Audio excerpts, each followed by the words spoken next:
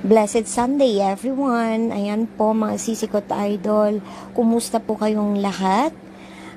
Kami po naman dito ay is okay lang po at maraming salamat po sa may kapal kasi po binigyan po kami ng ulam ngayong araw na ito.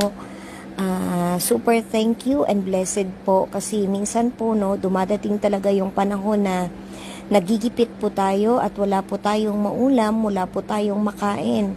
So, ayan mga sisikot idol, sobrang pasasalamat po ng malaki sa Poong May Kapal na binigyan po kami ng ulam ngayon, mga sisikot idol. Ayan, galing po yan sa alaga po namin na na Bisaya pong manok, no? Dahil wala po talaga kaming maulam, naisipan po ng kapatid ko na magluto na lang po. Ayan, at very thankful nga talaga kasi ngayong Agosto nga, taghirap talaga siguro at nararanasan din po namin yan.